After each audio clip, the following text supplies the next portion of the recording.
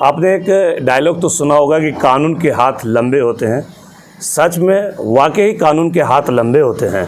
अब मैं आपको शुक्रिया अदा करना चाहूँगा जितने भी दर्शक देख रहे हैं, रांची पुलिस का और ख़ास करके और मांझी थाना प्रभारी और उनकी पूरी टीम को, जिन्होंने एक 13 वर्षीय बच्ची इरवा तस्मिया कॉलोनी की रहने वाली मुस्कान परवीन, जो घर से साइकिल चलाने के बहाने से निकली थी और फिर उसको बरामद किया गया जसीडी रेलवे स्टेशन।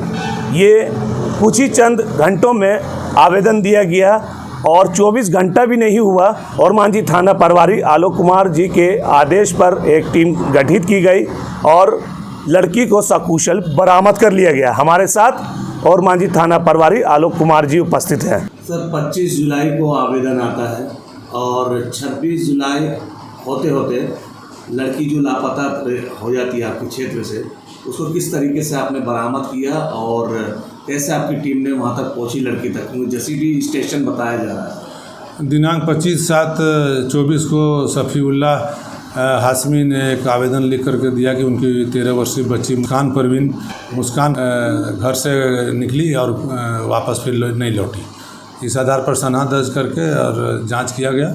तकनीकी सहायता लेने के बाद सब इंस्पेक्टर नीतीश कुमार को जांच हेतु एक टीम के साथ भेजा गया और वो पता चला कि वो ट्रेन से जमालपुर जा रही है और इसी समय वहाँ जीआरपी और आरपीएफ के सहयोग से उसे जसीडी स्टेशन पर उतारा गया और पुलिस जा कर के उसे कल रात में ही लेकर के आई। लड़की को बताया जा रहा है कि लड़की यहाँ से इरबा से खादगड़ा स्टैंड गई थी, फिर खादगड़ा से फिर इरबा आई, फिर इस खादगड़ा स्टैंड गई।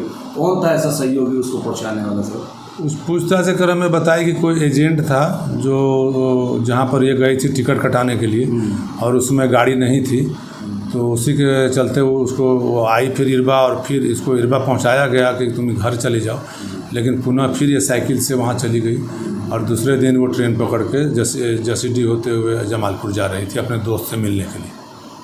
इस लड़की का कोई कुछ किसी प्रकार का? लड़की का वैसा कुछ नहीं है, अफेयर का बात सामने नहीं आई है, लेकिन उसकी कोई फेसबुक फ्रेंड थी जो लड़की थी, उसी से मिलने के लिए वो जमालपुर जा रही थी। रीजन क्या था सर जमालपुर जाने का? लड़की पूछताछ में बताई कि उसके सौतेले भाई बहन से नहीं पट रहा था, किसी बात को लेकर विवाद हुआ था।